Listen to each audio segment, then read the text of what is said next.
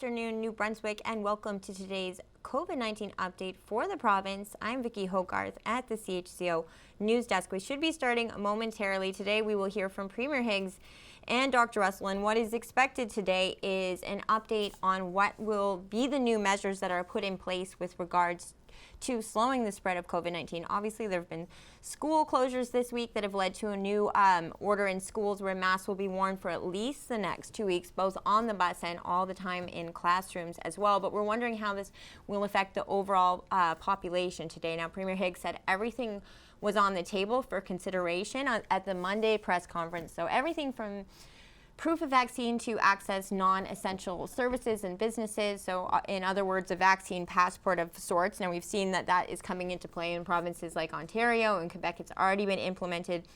I do believe all the other Atlantic provinces are doing some version of this. New Brunswick has been the last to sort of sign up and say exactly what it is we will do or if we will do anything. So there should be some indication of where we will be going as a province in today's conference. So there will be, I'm sure, a lot of people watching, though there doesn't seem to be as many journalists on the line as there were on Monday, but that could mean because they are in the actual press conference room, which we can go to now.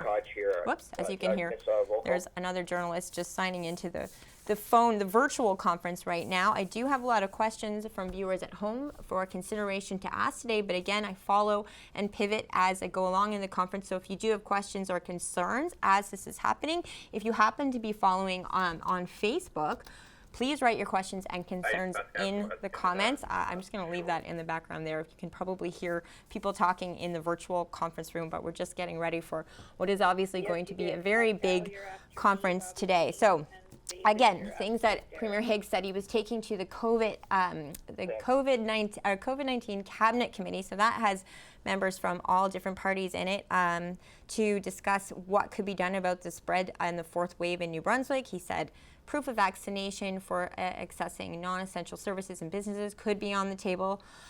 In Quebec, that's called a Vaccicode. That's the name they're giving to their passport that's used just within their own province. Ontario mentioned yesterday that they would be implementing one as of September 22nd.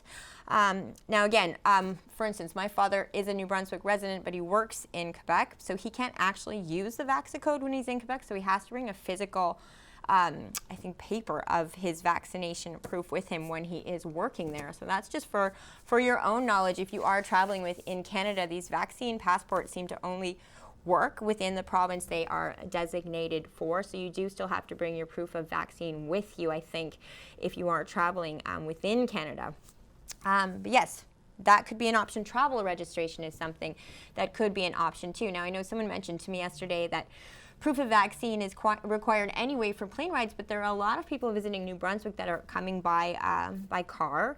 And to go by car now, a lot of those provincial checkpoints that we had earlier in the pandemic have since gone away. Now, Nova Scotia is still requiring even New Brunswickers, as we all know, to be double vaccinated or else isolate if they visit Nova Scotia. New Brunswick has done away with this. So if you're visiting from other parts of Canada, you haven't had to show that anymore. So that could be something today that Premier Higgs brings back. And it would be good to know. I don't think this is something that's been overly discussed. And some of you wrote in questions about maybe where do these cases, these many cases that we're seeing now in New Brunswick, since we've gone green, there have been 733 new cases of COVID-19 in Canada. And obviously anyone who lives in a vacation destination, I'm based right here in St. Andrews, knows there have been a lot of visitors this summer to our province. So it would be interesting to know whether these cases seem to be coming in from elsewhere because we haven't had these border checkpoints provincially. All these things I'm sure will get discussed in today's conference. Another thing that could potentially be on the table is whether or not a mask mandate is reintroduced. This obviously can be a polarizing topic. A lot of people are happy not wearing masks, but I do know a lot of people who still not only continue to wear their masks, but wish that it was something that could be mandated so that businesses wouldn't feel like the onus was on them to decide what the policy is. And again, that can be something that is with regards to vaccine too, as we move further on in this pandemic. whether or not people will require vaccines to go into certain businesses, whether that will be something the government decides to do, or if that will be up to the business to decide, is all things that are, I'm sure, going to be huge topics that we cover frequently this fall and winter as we go into the fourth wave. I just posted on our Facebook page just moments ago some sort of I don't want to say, well, it is bad news, but these are these milestones that we hit sometimes. You think of milestone as being a positive thing. It seems like a birthday or an anniversary, but in the U.S., they are marking now a point where 1 out of every 500 Americans has now died from COVID-19. So that is a sad milestone to hit, obviously, and it's a very sobering milestone. I know that it's not quite to the same extent in Canada, but it's still, with our neighbors to the south, not that far away, to see that it's having that devastating an effect after a year and a half. That's where we're at, and that's where the U.S. is at today. So that's made headlines there, and since many of us have, and it was U.S. residents, not just Americans. So if you live where we live here in southwest New Brunswick, many of us still have friends and family who work on the American side, even if they live on the Canadian side. So that is a very sobering number. I'll do a case breakdown. It's 2:36, just so you know. We were supposed to start at 2:30, but sometimes when there's a lot of journalists in on the conferences, we can get started a little bit later. But it sounds like, oh no, it doesn't. Sorry, I thought I heard someone in the conference room, but I don't. So we'll just go over a case count as we know it. There were 35 new cases of COVID-19 in the province yesterday. Now that comes after Monday's announcement of 122 new cases over the course of Saturday, Sunday, Monday. So there are currently 244 active cases of COVID-19 in the province. Now, the breakdown in terms of zone is Zone 1 has the most number of cases right now. They have 82 active cases in the province. Zone 2, that's the St. John region, that's where we are based, actually has the lowest active case count right now, with just 6 active cases in the zone. Zone 3 has 42. Zone 4 has 27. Zone 5 has 67. Zone 6 is also the only other than Zone 2, the only other single-digit zone at the moment with 8 active cases, and Zone 7 has 12. Now, as you know, at the beginning of the conference, Dr. Russell always tells us what the new case count for the day is, and she did mention last week that a lot of the reason for this big number of active cases had to do with Labor Day weekend. It wasn't necessarily the start of school. It wasn't student-to-student transmission in the school setting. It seemed to be, she described it more as parent-to-student long weekend planned, and then those positive cases then ending up in schools and being the reason schools had to shut down. Many schools in New Brunswick had to shut down for a few days just to deal with it. So you can hear that's Bruce in the conference room. I'm just making sure I'm not missing anything. He's just doing an extra roll call for some of the people who had joined late. So just make sure I'm not missing anything there. So in terms of other numbers, 88% of the cases, I think since maybe we've gone green, have been in not vaccinated or not fully vaccinated people. I think that's it. Can you hear Bruce? Okay. So here are some other questions that many of you wrote in, and I had the pleasure of speaking with you after Monday's conference. Many of you wrote in either by Facebook or email, and I should mention now, if you do want to send a question in by email instead, if you're at home watching on television and you're not following online, I love that too. I prefer to watch on television myself, so you can email news at CHCO.TV or Vicky, that's VICKI .Hogarth, HOGARTH at CHCO.TV if you feel like emailing after the conference and just telling me what your questions and concerns are for future conferences that you'd like to bring up. I'm always following what your questions and concerns are so we can best represent as a community television station. We think that's important to make sure that your voice is heard in these conferences and that we are able to ask questions that matter to you. So I'm trying to see if I can see any that are on Facebook at this moment. It's hard for me to follow sometimes in the middle of a live, so I will check them out during the conference to see what you are asking today. A lot of it seems to be about school, the conversation that I'm looking at right now online seems to be about mask wearing. In school, some parents agree with it, some parents don't. I would love to hear what your point of view is on everything. We don't always have to agree, so don't feel like you can't disagree with someone online. I would just ask that everyone try to be as respectful and understand that we're all living through very stressful times right now. So I would appreciate, and I'm sure all the other viewers were, especially online, is if we could keep the conversation as civil as possible. We don't have to all have the same point of view, but we can be respectful of where each other is coming from and understand that we are all trying to navigate very uncharted territory as best we can and as safely as we can, and just keep that in mind. And we do monitor the comments as best we can, so if something is hateful, we will take it down anyway. And sometimes that causes people to be blocked from the television station, social media, if they do become, I don't want to say antagonistic, but hateful towards other people. That's not something that we want to promote, especially in a time like this. So let me take a look at some of the questions you wrote in while we were waiting for Premier Higgs and Dr. Russell to start the conference. And we will obviously go directly into the conference room as soon as it starts. Now, again, this was a question, and I have this question too, and I know Premier Higgs mentioned that it could be on the table, but a lot of people think that New Brunswick should put, it sounds like we are about to start, so we should be going into the conference room in about 30 seconds. Bruce is walking into the conference room right now. So one question, and I'll consider asking, is whether unvaccinated Canadians who visit New Brunswick should be not allowed to come into the province. That's what a lot of other provinces are doing. I think it's a pretty valid concern, but it could be something that Premier Higgs addresses right at the start of the conference. And again, vaccine passports, it tends to be a polarizing issue when we talk about it online. Some people are for it, some people are totally against it. But we will hear from Premier Higgs at the start of this conference. Here we go. I'll see you after. Dr. Jennifer Russell and the Premier of New Brunswick, Blaine Higgs.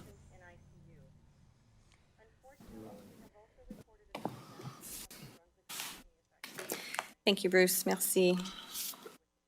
Thank you.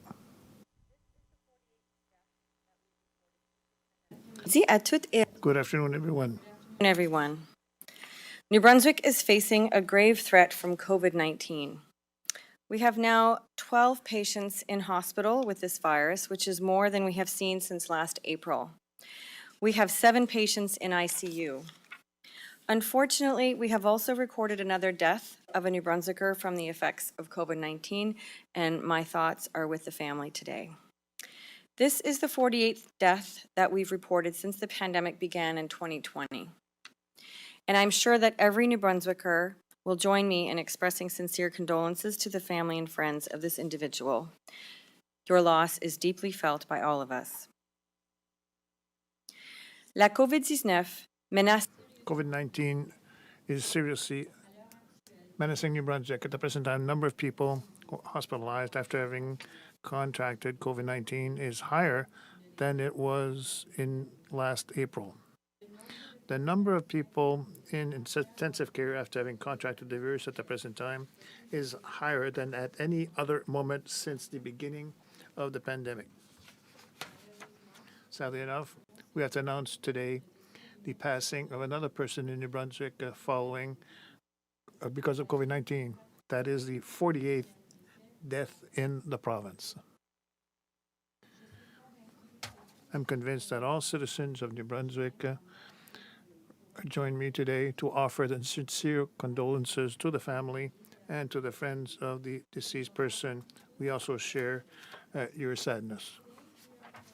3 new confirmed cases of COVID-19. This is the largest single-day report we have seen to date. New Brunswick has 293 active cases, which is nearly as many as we saw in mid-January. We are now on a trajectory for 100 new cases a day, every day. COVID-19 is spreading broadly across our province, and it is spread among the unvaccinated. We can reverse this trend if everyone who can be vaccinated rolls up their sleeve immediately, if not sooner. More than 77% of eligible New Brunswickers have taken this step, and I applaud everyone who has acted.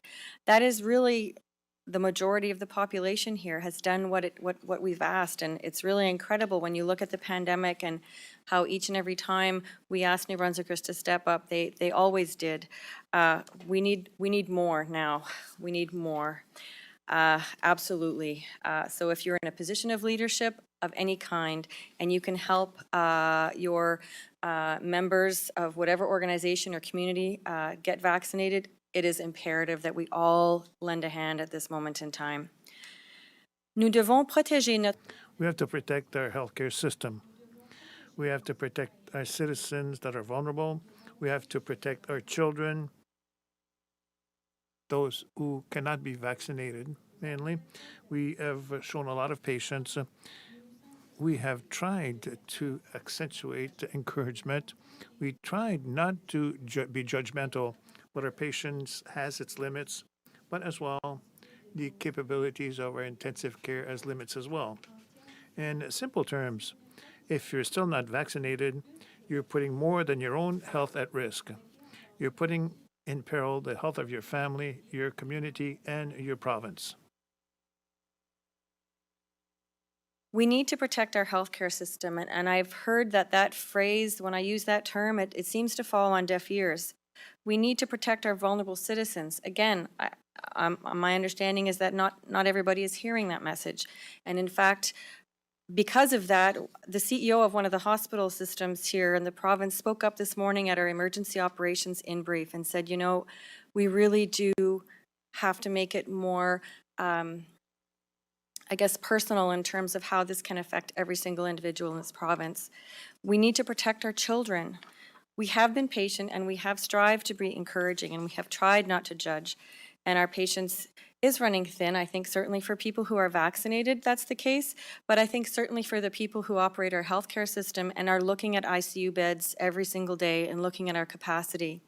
The plain fact is that if you remain unvaccinated, you are risking more than your own health. And the CEO mentioned that, you know, it takes more resources to look after COVID patients. And so when there are patients that don't have COVID-related illnesses or trauma, etc., it's harder to look after them. You are jeopardizing the health of your family, your community, and your province. The Premier will speak shortly on new measures recommended by Public Health to increase the vaccination rate in our province. And again, we have 77% of our population vaccinated with 2 doses, and we need more. We need that to be increased so, again, that we can continue to protect all citizens. I want to explain why these measures are needed and needed now. And we've done our research. So when people talk about doing research, this is our research. This is the facts and the data that we have today in New Brunswick about our citizens and our hospitals. In New Brunswick, the COVID-19 virus is spreading primarily among the unvaccinated, and more than 85% of new cases reported over the last 2 months have been in those who have not received their full dose of a COVID-19 vaccine. The vast majority of those who experience severe illness are unvaccinated. And again, we've said those numbers throughout the pandemic when we received the data on the efficacy and how effective the vaccines are. Up to 95% will be protected from severe illness and outcomes with a vaccine, with their 2 doses. Those who are hospitalized are also in this category. With respect to the majority of those who experience severe illness in terms of being unvaccinated, that most of our hospitalized patients with COVID-19 are unvaccinated. Plus de 85%. More than 85% of new cases pointed out over the past few years, or 2 months rather, have been people who have not received their full dose of COVID-19 vaccine. The vast majority of those who experience this severe illness are unvaccinated. If you're not vaccinated in New Brunswick, you have at least 23 times more chances of being hospitalized after having contracted COVID-19 than a person that is fully vaccinated. This is a large percentage. It's really important to hear this message. In hospital with COVID-19, even though they make up barely 20% of the general population. If you are an unvaccinated New Brunswicker, you are at least 23 times more likely to be hospitalized for COVID-19 than a person who is fully vaccinated. These are staggering numbers. And again, those hospitalizations take resources and time away from the care for other non-COVID related illnesses, trauma, etc. It puts our healthcare system under a strain. We have many staff out right now for COVID-related reasons who either are directly or indirectly affected right now by the numbers that are increasing. The focus on caring for severely ill COVID-19 patients limits our ability to serve those with other conditions. You know, my dad had a heart attack 3 years ago. I'd really like to be confident that if he had another heart attack that there would be an ICU bed for him. You know, my daughter has asthma. If she had a flare-up, I'd really like to know that somebody would be able to look after her. And I'm sure you have family members and friends and loved ones that you care about that you want to make sure can receive care when they need it, including yourself. This is now happening in other parts of North America, including as close as Alberta. It is really unfortunate. Surgeries are canceled actually right next door in Nova Scotia in Truro at the moment. Patients are being turned away because so many beds are being filled with unvaccinated COVID-19 patients in many jurisdictions across North America. This is the reality. No one wants this to happen here. Given the volume of new cases, I will not read the full list here today. It will be in our press release and on the gnb.ca website dashboard. But I will say that we continue to see new cases in every health zone across the province. We remain deeply concerned by the spread of the virus in the Moncton area, in the upper St. John River Valley, in and around Camelton, as well as in Fredericton. We can still turn the tide of this fourth wave. We can remain in the green phase of our recovery plan. We can continue to live a normal life as possible under the circumstances. That's what we're striving to do. That's what our goal is. But to do this, we need more people to get vaccinated. That is absolutely the most important thing that can happen at this moment in time. There are those who cannot be vaccinated due to allergies or their age or medical conditions, but we know that this is only a small fraction of unvaccinated adults in our province. The larger group of people who are unvaccinated, a larger group is those who are currently ineligible for vaccine, which includes children under the age of 12. They urgently need our protection.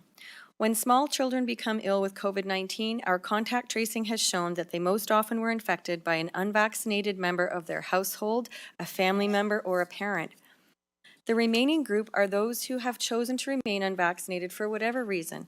And again, there are many reasons, and I do understand that is the case. But again, anybody who is in a leadership position, who has any influence or can offer help to anyone who needs to be vaccinated right now, it is imperative that you reach out and try to make that happen as best you can, as soon as you can. So for the New Brunswickers that aren't vaccinated, again, maybe they aren't watching today, and maybe the people that got vaccinated aren't watching either because they feel like they've done their part. But whoever is listening to our messaging today, either live or later the recording, it is a very important message. And I really want the unvaccinated New Brunswickers that do have access to this message to hear what it is that we're asking. We want you to set aside your doubts. I have heard from people who believe misinformation, who are really not satisfied with the information that the credible sources of information have supplied to them. And I'm asking that you really put aside those doubts and concerns, whatever they are. I ask that you put your community first, your family, your friends, your loved ones, this entire province, our healthcare workers. I ask that you take action to protect those who cannot protect themselves. Everyone who can be vaccinated must be vaccinated, and we cannot wait any longer. Je vous demande. I would ask you to grant the priority to your community. I'd ask you to take this measure to protect the people that cannot protect themselves. Every person that can receive the vaccination must be immunized. We cannot allow to wait any longer. There is a way to get through this fourth wave, and the most important part of that approach has to be vaccination, and it has to be now. And again, we've encouraged, we've asked. I am actually pleading now with those people who really have to get this done sooner rather than later. It is really imperative that we protect all New Brunswick citizens at this time.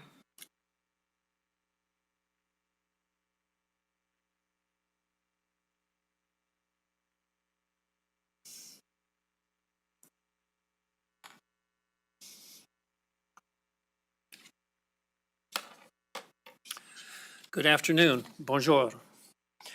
Marcia and I were saddened to learn of another person has lost their life as a result of COVID-19. On behalf of all New Brunswickers, I want to offer my sincere condolences to this person's family and friends. Our thoughts and prayers are with them at this difficult time.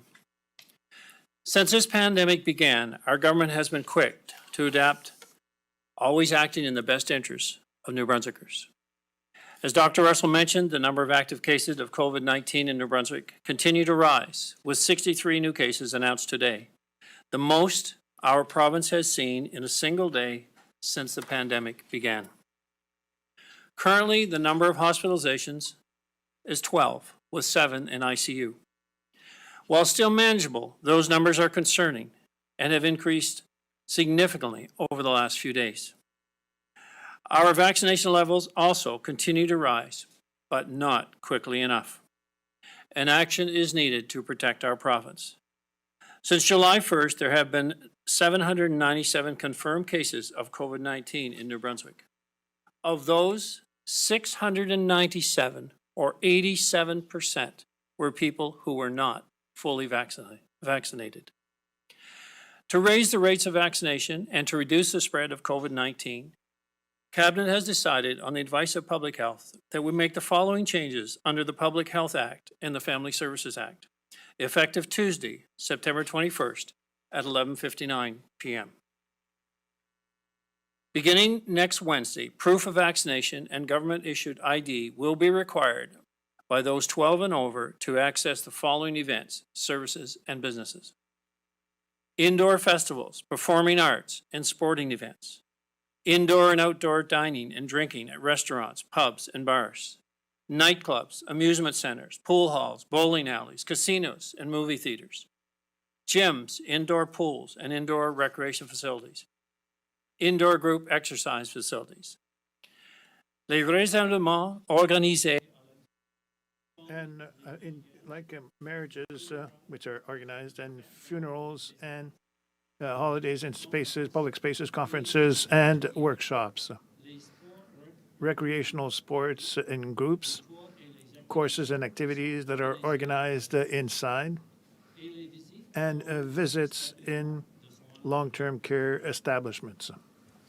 Vaccination can be provided through various means, including My Health NB, immunization record from a regional health authority or pharmacy, immunization record from public health, photo of an immunization record, and other proof of vaccination from other jurisdictions. In approximately a month, we expect to have a QR code people can show on their phone to make it easier for New Brunswickers to provide proof of vaccination. Individuals who are unable to receive a vaccine because of a medical exemption will be required to show proof of that exemption. I know businesses will have questions. Our business navigators will be available to answer these questions and can be reached at 1-833-799-7966 and by email at nav@navnb.ca. We are going to provide material for businesses like signage so that it is very clear that this is a government requirement. I understand that this is another thing that some businesses have to make, but it is necessary in order to limit the spread of COVID-19 without having to impose closures or to adopt similar measures. To help make sure businesses and patrons understand and comply with the new rules, enforcement officers will be monitoring compliance helping everyone understand the rules and, where necessary, enforce the new rules. With these changes, we are targeting the unvaccinated, ages 50 years and under. In fact, if you look at the statistics, age 50 and up, the average vaccination rate is around 90%, which is our target. 50 and under, it's in the order of 65%. The demographic, in this demographic, we are seeing significant outbreaks in the 50 and under. That means any and all large gatherings are a concern. We see today that there are a number of public exposures at large faith-based events and gatherings. We believe most church congregations are vaccinated in the 90% range. However, the Minister of Health will be speaking with faith-based groups today and tomorrow to discuss ways to keep their members safe during this fourth wave. Our goal originally throughout the province was 75% vaccination rate to vaccine. But with new variants, this has proven not to be enough. We are now targeting a 90% vaccination rate. We're at 86% first dose. We're running in the order of 77% with 2 doses. So we're very close, if only those first dose would get to be their second, to reaching a target which would prevent what's happening today. In short, we expect our entire province will need to adhere to the new public health guidelines. In relation to faith-based organization, we recognize the value and contribution, especially during these difficult times. We are asking our spiritual and faith leaders to ensure we reach this goal of 90% vaccination within your congregation for the safety of your own members. Places of worship are not required to submit any documentation to the provincial government, but they may be asked to prove that they have surveyed their membership and have reached the 90% fully vaccinated threshold. Also, beginning Tuesday, September 21st at 11:59 p.m., anyone traveling to New Brunswick will be required to pre-register and show proof of vaccination. This includes New Brunswickers returning to the province. Residents of Campbell Island will need to register, but regardless of their vaccination status, there is no requirement to isolate if they are traveling back and forth to mainland New Brunswick. Travelers who are unvaccinated or who have only received 1 dose of COVID-19 vaccine will be required to self-isolate for 14 days. They can stop isolating if they receive a negative COVID-19 test after day 10. Online registration for travelers to New Brunswick will be available beginning Tuesday, September 21st. Finally, in the changes recommended and accepted by Cabinet, everyone working or living in vulnerable settings will be required to be fully vaccinated, or they will be required to wear a mask and undergo regular testing. Cela comprend. This includes all person who works or lives in assisted living lodging, or a community kitchen, or an establishment of mental health centers, or for dependency treatments. Or this includes as well any person that works in a health home or an establishment, residential establishment for adults, or nursing home. People who cannot receive vaccinations because of a medical exemption will have to present a proof of this exemption. In this fourth wave of the pandemic, it is imperative that we continue to do what is needed to protect ourselves. These changes are necessary to ensure that our province is able to remain in green while slowing the spread of COVID-19, minimizing the impact on our healthcare system, and encouraging eligible New Brunswickers to get vaccinated as quickly as possible. There will be consequences for those who do not follow the rules. If you enter this province without valid proof of vaccination, if you present false proof of travel or vaccination, or fail to show proof of travel or vaccination to an enforcement officer, you could face a fine that would range from $172 to $772.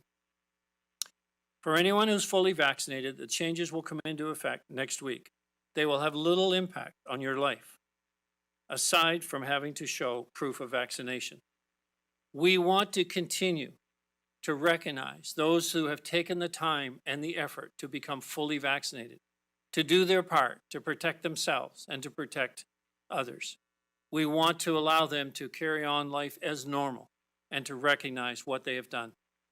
For those who have not been vaccinated and are eligible and able to do so, now is the time to make an appointment and get your first dose or second dose of a COVID-19 vaccine.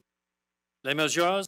The measures that we're announcing today are going to allow to protect many people in New Brunswick, notably those people who are immunodepressed and those who are too young to be vaccinated.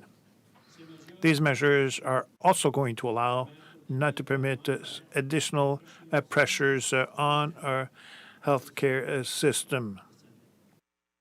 As our vaccination rates rise, we will continue to work with public health and see whether these rules remain necessary. But for now, these measures are required if we want to continue to move forward as a province while keeping New Brunswickers healthy and safe. Thank you. Merci.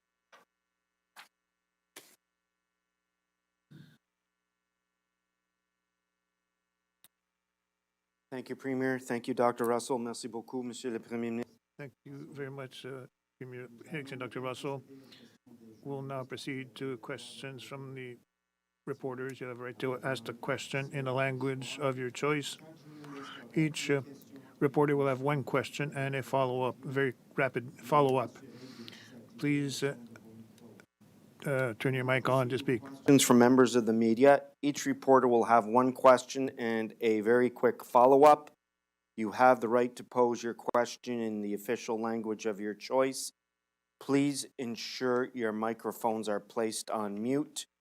Laura Brown, CTV. Hi, Premier.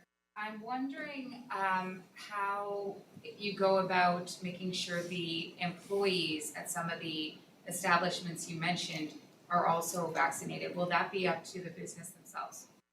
We will be giving very clear guidelines for business owners. That's what's been requested from the Business Federation in order to ensure that they can explain not only to their employees but to their customers what the public rules are around from the government and public health. And so it's very clear. Owners have the obligation and the right to insist that their employees be vaccinated. They also have the obligation and the right under these rules to suggest or say that someone who's not vaccinated will not be allowed to enter the premises. That condition will exist under these new rules. It's important that we impact the daily routine of people that could be vaccinated and have chosen not to be.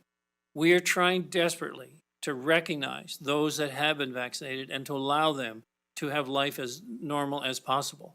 But what this means, if we continue not getting the rates and levels that we need, then we have to keep moving deeper, and which means more impact on everyone's daily life. So it's so different than it was before. We have a solution. A year ago, we were looking for solutions. Now we have one. So we're reinforcing the ability for everyone to adhere to and be part of that solution. Do you have a follow-up, Ms. Brown? Dr. Russell, I understand privacy rules, but we don't know where these people are in the province in hospital. So I'm wondering if you can tell me the number of people in ICU. Are they all unvaccinated? Well, I've mentioned several times that, again, for confidentiality reasons, that is a challenge to divulge specific numbers. I can just say in a general sense that the very large proportion are unvaccinated.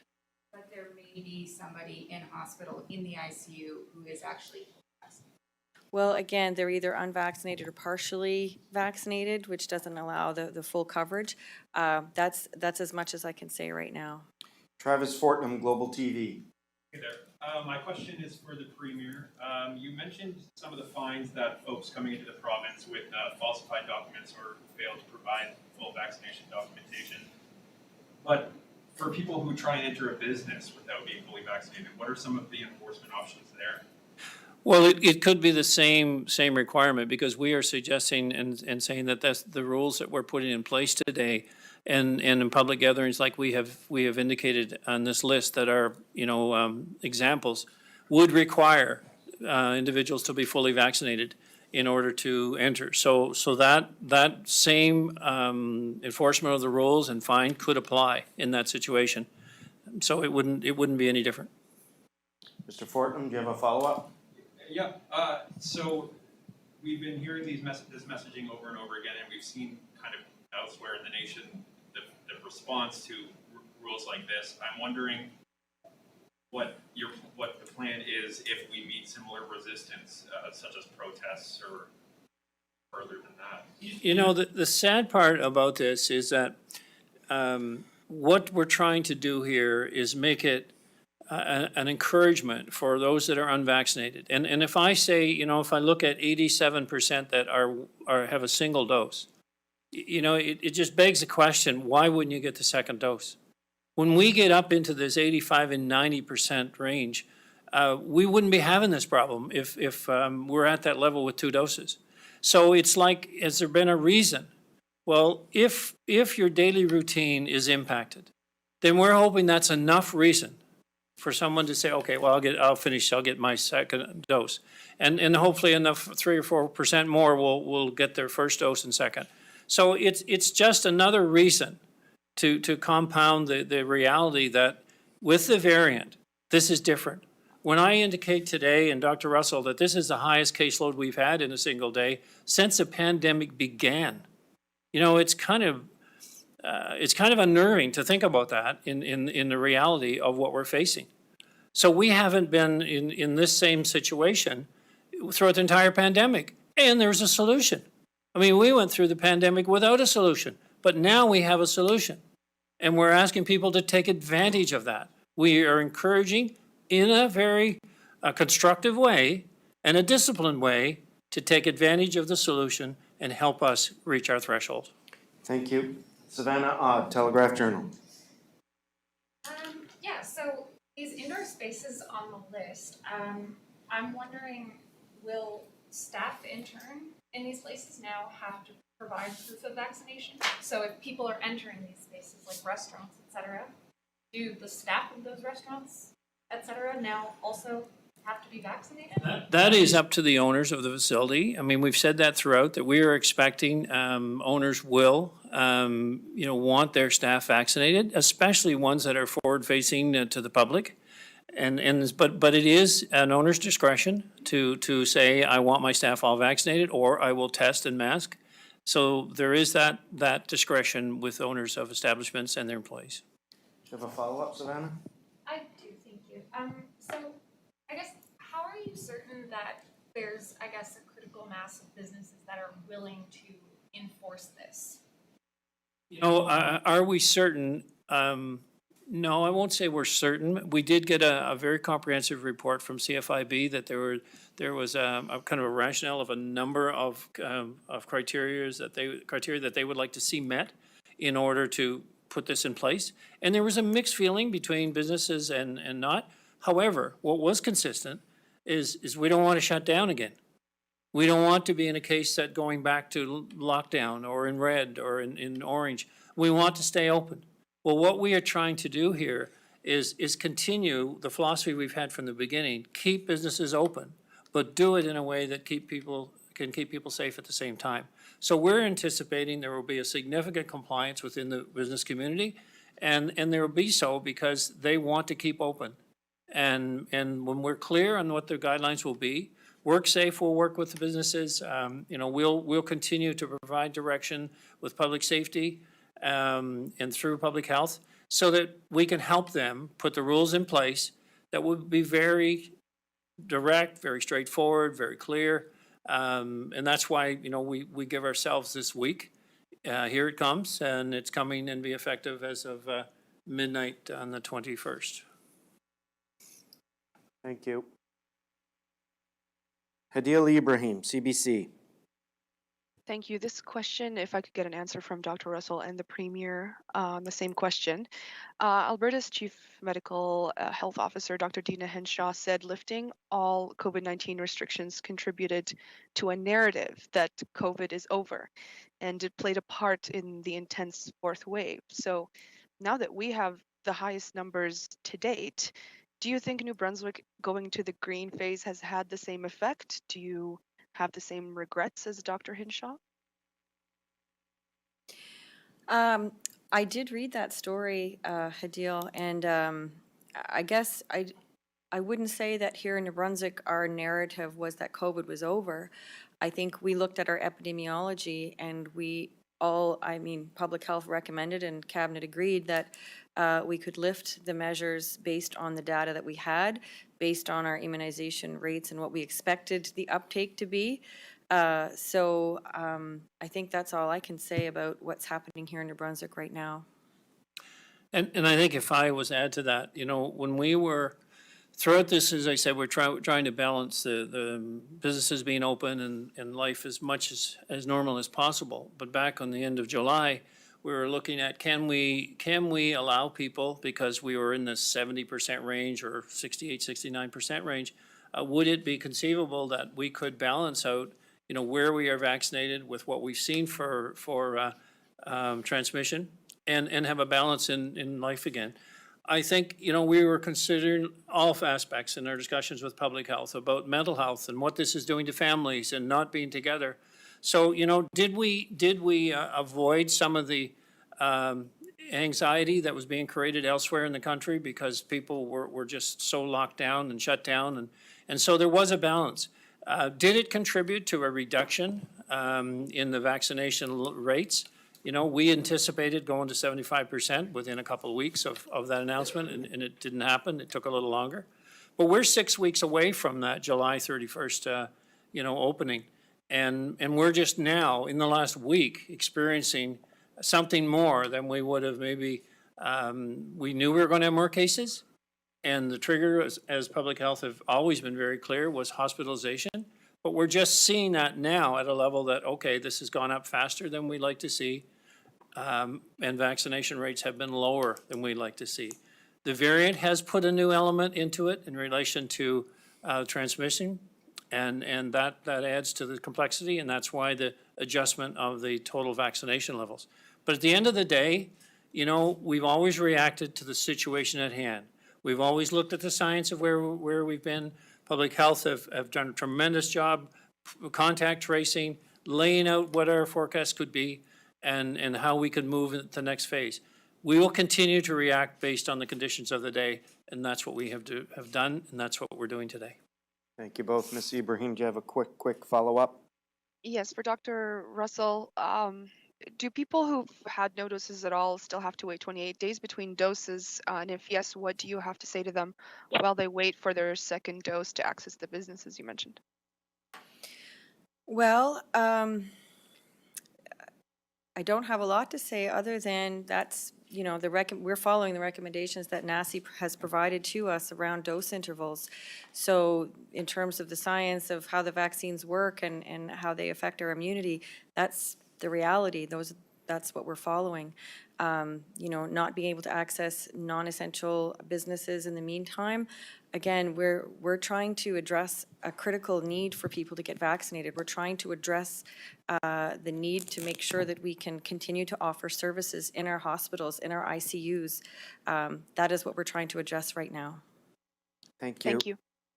Vicki Hogarth, CHCO-TV. Thank you, Bruce. Premier Higgs, when it comes to asking for proof of vaccination, enforcing compliance might prove to be a challenge for some businesses.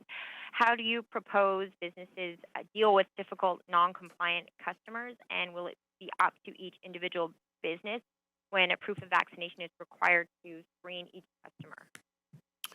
Well, I think we have seen this, rolling out in other provinces as well. And the request of having a level of vaccination is important for us.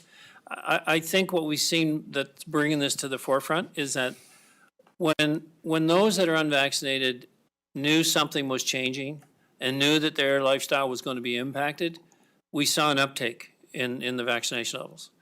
And that's what we're hoping for here, is that we will see this uptake. And you know, we may only be talking to be having this enforcement requirement for 2 weeks or 3 weeks or whatever, if we get that level of uptake. So at this point, you know, we would post the requirement. Business could post, you know, we're planning on providing a government document that basically said these are the rules of entry to this facility. Because one of the concerns that the businesses had was, you know, they don't want to be in a position where they're confronting customers. And I get it. It isn't a decision they've made on their own. It's a decision that we as government have to take responsibility for. So we want to give them the cover they need to recognize that it's a government decision and they are only following the rules that have been laid out, and that we will, but we're not expecting that there's going to be, you know, a huge, let's say, resistance other than what we're seeing from a select group. And that'll continue no matter what. So right now, we would say we've got 87 to 90% of the people in our province that have chosen to be vaccinated. 13% of them have chosen to be vaccinated once at this stage, or maybe 10% in that range have chosen to be vaccinated once. We're asking them to get their second vaccine, and let's get this under control. That should be a slam dunk because they already have got one. We need to speed that process up. Ms. Hogarth, do you have a follow? Yes, I'm wondering, Premier Higgs, if you have any more details on how the compliance officers will be operating, and as well when it comes to visitors to the province being double vaccinated. Will there be border checks at land border entries again? At this stage, no, we're not planning to set up the interprovincial border checks. It may come to that. You know, it's fair that this is very much based on integrity. It's very much based on the requirement to register, and then when you're approved, we have not only information about your coming here, but when you're asked to show proof of registry, proof of compliance to any facility, any business here in the province, then that is the opportunity that we will be able to determine whether you're compliant or not. Public safety will be doing spot checks. That's true, but it's not to the level it would have been previously because we're not in an emergency order. We are following the rules that are allowed under public health regulation to protect the general health of the public, which certainly gives us the right to enforce those rules. But border checks would require us being back in emergency order, which, if necessary, we will go there. But at this stage, it's going to be based on if you want to move around our province, your ability to do so, not being fully vaccinated, will indeed be restricted. Thank you. Cédric Thévin, Acadie Nouvelle. Good afternoon. Question for Dr. Russell. I'd like to know if there's any information about vaccines of those less than 12 that they might be able to get vaccinated. So we have not received the information on that population yet. We're waiting for recommendations from the NACI at the present time. So we do not have that information at the present time. Cedric, do you have a follow-up question? Yes. This time for the Premier. I'd really like to understand concretely how the government is going to help business people to get to respect the regulations concerning the passport or the vaccination order. So as we did during the entire pandemic, the businesses, we have this, the hotline that we've identified for access, and that's to help business navigators to work with each business on what's required and how to manage the rules. Additionally, WorkSafe will be part of that, and they will work with businesses as well.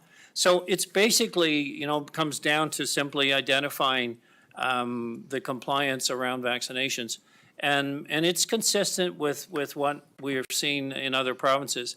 And the adherence to that is coming, in some provinces it's coming later. I think Nova Scotia, it's coming in October. We're able to do this a little sooner because, as I had said in previous press releases, that we were planning to do the next step. We weren't waiting to get to this position. We were planning the next step if we got to this position. So that's where we are. But I feel good that the process was already established to work with businesses to help them through this. And so we'll be doing that over this next week.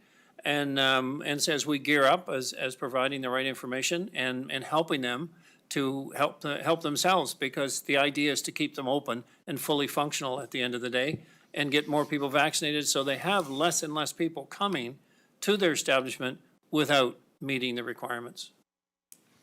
Merci Cédric. Merci Monsieur Premier Ministre. Laurel Isle, CTV. Hi, thank you, Bruce. This would be for Dr. Russell. It was mentioned in the briefing the situation we're dealing with in our healthcare system. How many healthcare workers are now out and isolating due to COVID-19?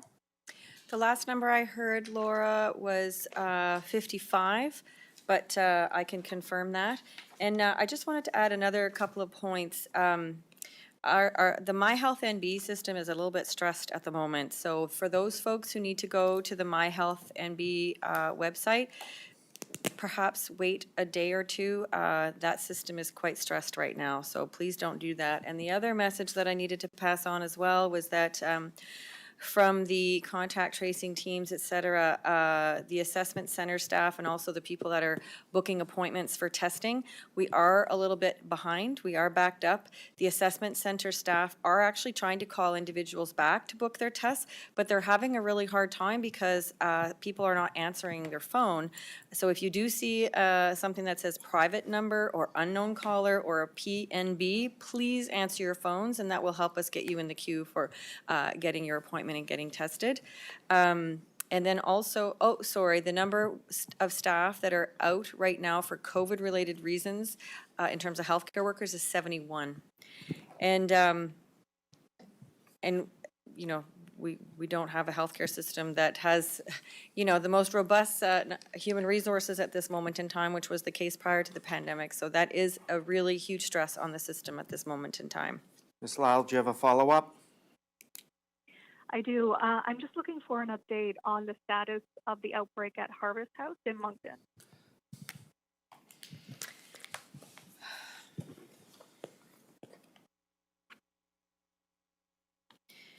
My understanding is there are 7 new cases. And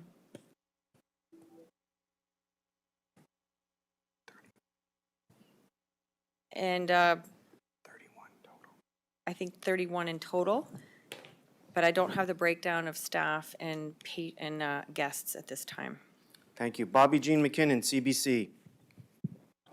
Yes, hello, can you hear me? Yes. Thank you. I'm just wondering, will the government enact additional legislation to provide greater certainty for businesses that they can't be sued for refusing service to someone who fails to provide proof of vaccination? Yes, if I heard that question properly, would there be protection and liability that might be associated with not serving customers? If I understood that question, is that correct? Yes, thank you. Yes, that was another point that was raised in relation to in relation to CFIB report, and we would be looking at that as part of making it very clear that the business was indeed following a government directive and therefore not an individual discretionary item in the business itself. So we recognize that would be a concern, and it was pointed out in the report, and we will address that accordingly in clarity of our instructions. Do you have a follow-up, Ms. McKinnon? So just to clarify on that point, though, are there legal protections for businesses with this change? It was, I understand it, and we'll get the final approval from our legal team. But as I understand it, as long as it's clear that the owner is providing and following guidelines as set out by the government, they are just following the rules of the day, and they're not exercising any individual, let's say, discretion or I should say opinions or anything that would cause them to be accused of discriminatory act. So that is their concern, and I understand that. And so us having a posted requirement of what is necessary to enter their facility that they can point to and say, this is, I'm following government rules and regulations, provides them with that protection against any lawsuit. Pascal Rochnog, Pascal Rochnog, Radio-Canada. Yes, my question is for the Premier. Dr. Russell said that most of the people who contract COVID-19 are affected by people who are unvaccinated. So why do you not impose a proof of vaccination for business employees where clients must show a proof for vaccination? In the case of business employees, I mean, we've done that within government. In the case of business employees, they have an option. You know, they can enforce it because as a right to as an employer. But equally, we intend that if they do not have proof of vaccination, they will be masked and they will be taking regular testing. So those are options that are available to them as such. But I anticipate pressure will be more and more on full vaccinations. Mr. Rochnog, do you have a follow-up question? Yes, I'd like to understand why you made that decision. Well, I think it's giving some flexibility to protect customers, protect the business that they operate under, and but I do believe that with what we're putting in place right today, that it'll be a continued pressure on the business because people who want to frequent a facility will want to know that you know, the employees there are indeed vaccinated. And I believe that we will see more and more pressure in that regard to have that done. But will that be next? I suppose it is definitely a possibility, but it's something that at this point we think we've likely, what we've done is sufficient for now. c'est François Leblanc, Radio-Canada. Oui, bonjour. Une question. Just a question, a two-part question, Mr. Higgs.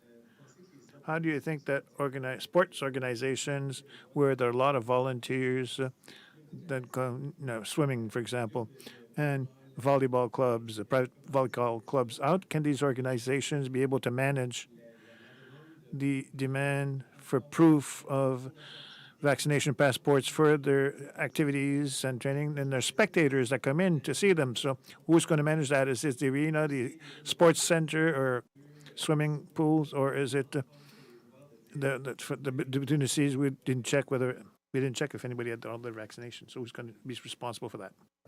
So currently, the operators of the facility under these rules would be responsible, and I know it's an added imposition. It would be more of an imposition if we ended up, you know, closing the facilities down now. But I would take the Harvest Festival that's underway here in Fredericton right now. They've basically made a decision that everyone that attends these events will be fully vaccinated. I mean, those are the rules. You want to go to this festival, you will be fully vaccinated. So it's not a difficult concept. And so if you want to participate in swimming festivals and such, get vaccinated. It's pretty straightforward, really. And that's what we're trying to make happen here. But until that time, yes, it is inconvenient. And you know, I got to say that's part of this whole objective. If life is a little more difficult for those that choose not to be vaccinated at a time when others' lives are threatened because of it, just maybe the decision will be made, okay, it's time. As-tu un suivi? Follow up, Monsieur Leblanc? Yes. For those 12 years and under cannot receive a vaccination, there's possibility there can be contamination between these youth. How are you going to manage that? Are you going to be keep a closer eye on these young children because they cannot be vaccinated and they have to live through the problems of proof of vaccinations that they cannot be able to obtain? You're absolutely correct. And you know what is sad is that we have found that in our schools today, many of the outbreaks have been related to parents who have chosen not to be vaccinated, and their kids have come to school, and then they have spread the virus throughout the school, or at least started it. So you know, it's kind of a catch-22, isn't it? Where does it start and where does it stop? But we know that under 12 at this stage cannot be vaccinated, and that's the reality of what we're dealing with. We want to keep the schools open, but we're relying on parents to take the responsibility for their kids and other kids in the school at the same time to do their part. And we just need them to step up at this time. Merci, Monsieur le Premier ministre. Merci. Thank you, Monsieur Leblanc. Callum Smith, Global. Bud. Sure, thank you. I have another question regarding Harvest House for Dr. Russell. I'm wondering what is happening on the ground. Like, what is the prompt team doing, and how challenging is it to manage an outbreak in a shelter? Yeah, my understanding is they were able to move the guests and staff to a different location to make the management of the outbreak much easier. So that's the latest in terms of how things are going. And, you know, again, they'll continue with testing. And again, my understanding is they were starting to move people this morning, and the rest of the people will be moved this afternoon. But again, my understanding is that all the work that needs to be done is being done.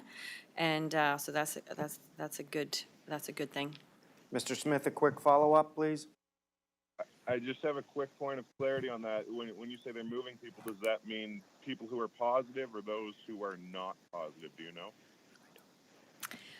Oh, I'm really sorry. I'll have to get back to you on that one. I feel like they were moving the positive people, but I'll get back to you on that one.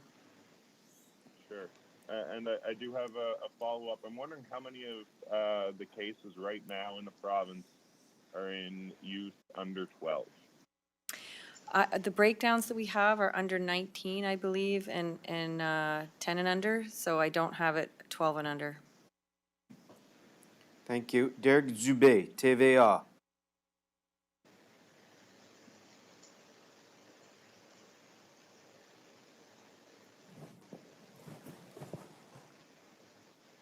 Derek Dubé.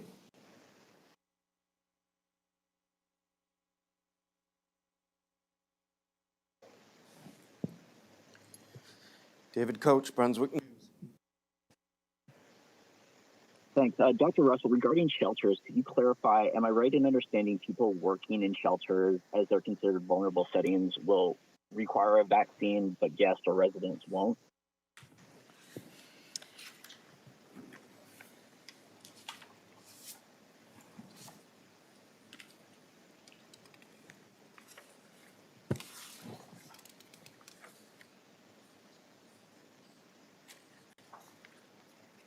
I'm going to have to get back to you on that one, Tom. Sorry, David. Oh, sorry. You sound just like Tom Bateman. Okay, well, but what efforts are underway in terms of vaccination outreach for homeless people at this point? My apologies. It is in our press release. Yep.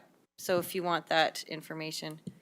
So yeah, people who live and work in certain communal settings, including nursing homes, adult residential facilities, assisted living facilities, shelters, community kitchens, and addiction and mental health treatment facilities will be required to either be fully vaccinated or wear a mask and be tested regularly for COVID-19.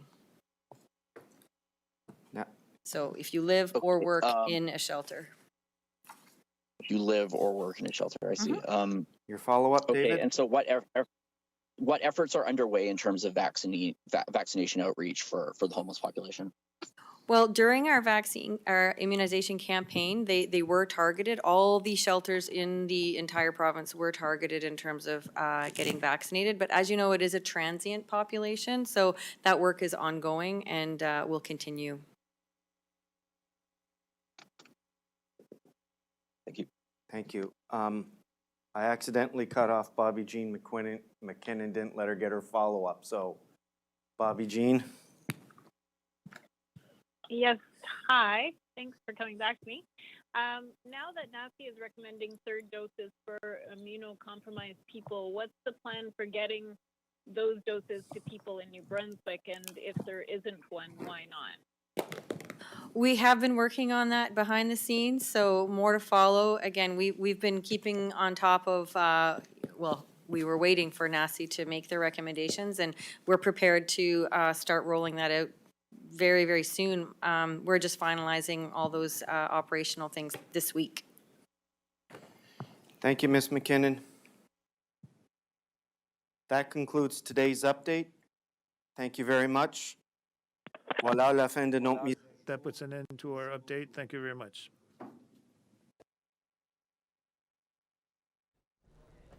That concludes today's COVID-19 update for the province with Premier Higgs and Dr. Russell. A lot to take in today. 63 new cases in the province, which is the highest daily case count since the pandemic began, which is obviously, I'm sure, part of the inspiration for all the new news that we heard about today in terms of new measures that will be taken. So as of September 21st, so that is, if I can do my math, that is a week from yesterday. So next Tuesday, there will be proof of vaccination required at a number of non-essential businesses, things like casinos, indoor, outdoor dining. I don't have the full list yet from the government. As soon as I have that, I imagine it will be within the next few minutes or so that I'll receive it in an email. I will post it on our Facebook page just so you can see the list in its entirety. He didn't list everything, Premier Higgs, today out loud in terms of where it will and won't apply, but I'm sure that it will all be detailed in the list. On top of that, on top of the proof of vaccination, now again, we don't yet have an app. He said an app is in development, and it could be available within a month from now. And if you've seen people from other provinces, in Quebec, they have one for your phone called VaxiCode. That is pretty easy to use. You just, I think, take a picture of your vaccine papers. But for now, I guess I will share those details with you about how you can prove you are vaccinated. I think just a photo of your vaccine papers does work. Premier Higgs mentioned that there will be compliance officers in the province to ensure that these new rules and measures are being respected. Again, the details are coming. Also September 21st, so same day as proof of vaccination is required for New Brunswickers visiting many non-essential businesses. This will also apply to people visiting New Brunswick as well from anywhere in Canada. So again, when we went green, we did away with some of our border measures that we had in place before, which was we have started allowing Canadians, anyone coming internationally here had to be double vaccinated, but anyone coming from outside of New Brunswick in Canada didn't have to be, but that is now being reinstituted on Tuesday the 21st as well. But again, all these details are coming. We did obviously have a feeling something would be announced today. Please tell me how you feel. Many of you already are in the questions and comments, and I saw tons of emails come in. Some I've been able to answer already in terms of how you were thinking and feeling about these new measures. I'm sure that there will be more updates to come just to give us updates on how they are going, and I look forward to telling you about those conferences when they are announced to me. I will post them on our Facebook page. I appreciate you watching with us today. I am Vicki Hogarth at the CHCO News Desk.